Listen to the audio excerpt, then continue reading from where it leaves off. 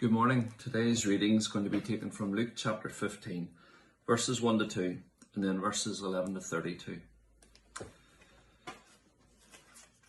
The parable of the lost sheep. Now the tax collectors and sinners were all gathering around to hear Jesus. But the Pharisees and the teachers of the law muttered, "This man welcomes sinners and eats with them." Jesus continued, "There was a man who had 2 sons. The younger one said to his father, 'Father, give me my share of the estate.' So he divided his property between them. Not long after that, the younger son got together all that he had, set off for a distant country, and there squandered his wealth in wild living. After he had spent everything, there was a severe famine in that whole country, and he began to be in need. So he went and hired himself out to a citizen of that country, who sent him to his fields to feed pigs. He longed to fill his stomach with the pods that the pigs were eating, but no one gave him anything. When he came to his senses, he said, 'How many of my father's hired servants have food to spare, and here I am starving to death. I will set out and go back to my father and say to him, Father, I have sinned against heaven and against you. I am no longer worthy to be called your son. Make me like one of your hired servants.' So he got up and went to his father. But while he was still a long way off, his father saw him and was filled with compassion for him. He ran to his son, threw his arms around him, and kissed him. The son said to him, 'Father, I have sinned against heaven and against you. I am no longer worthy to be called your son.' But the father said to his servants, 'Quick, bring the best robe and put it on him. Put a ring on his finger and sandals on his feet. Bring the fattened calf and kill it. Let's have a feast and celebrate. For this son of mine was dead and is alive again. He was lost and is found.' So they began to celebrate. Meanwhile, the older son was in the field. When he came near the house, he heard music and dancing. So he called one of the servants and asked him what was going on. 'Your brother has come,' he replied, 'and your father has killed the fattened calf because he has him back safe and sound.' The older brother became angry and refused to go in. So his father went out and pleaded with him. But he answered his father, 'Look, all these years I've been slaving for you and never disobeyed your orders. Yet you never gave me even a young goat so I could celebrate with my friends. But when this son of yours, who has squandered your property with prostitutes, comes home, you kill the fattened calf for him.' 'My son,' the father said, 'you are always with me, and everything I have is yours. But we had to celebrate and be glad, because this brother of yours was dead and is alive again. He was lost and is found.'" Amen. Our devotional reading from Sinclair Ferguson. The documentary was about a famous English composer.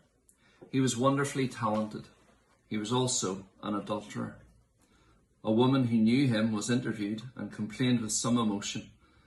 "Some people say such and such wasn't a Christian. But of course he was. He was a charming man." This is make-believe Christianity. Creating your own brand of Christianity is by no means only a contemporary phenomenon. But Jesus does not accommodate himself to others in this way. That was what frustrated, irritated, and then eventually angered so many of the Pharisees and scribes. He did not fit into their preconceived ideas of what the Christ should be.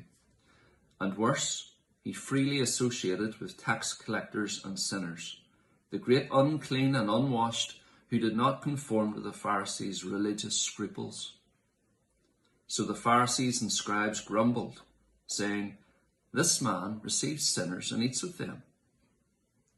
They had obviously never read the entire Hebrew Bible carefully. From its 3rd chapter onwards, it tells the story of the God who receives sinners and eats with them.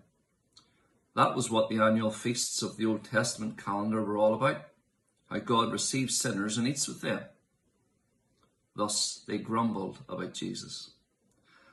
Being so self-assured that they were the only ones the Lord should be gracious to, it never crossed their minds that grumbling had been the national sin that had left rotting in the desert the corpses of their Exodus forefathers who had failed to enter the promised land.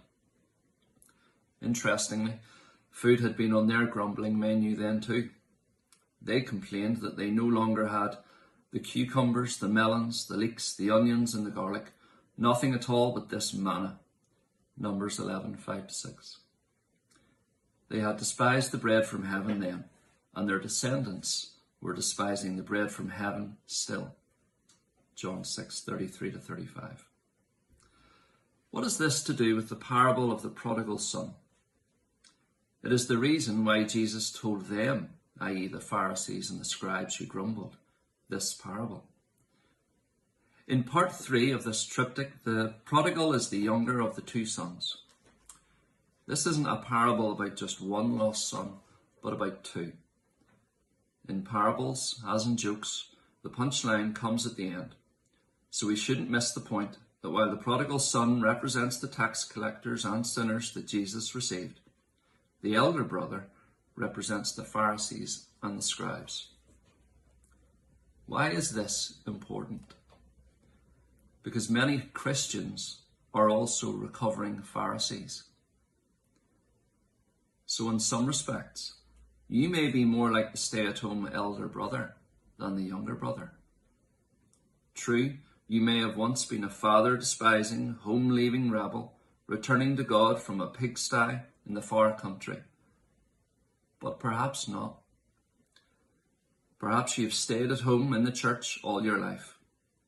And yet, in your relationship with the Lord, there lurks in your heart an echo of the older brother. All these years I've been slaving for you. Verse 29.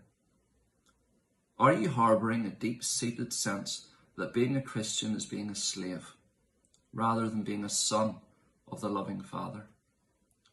Is there a remedy?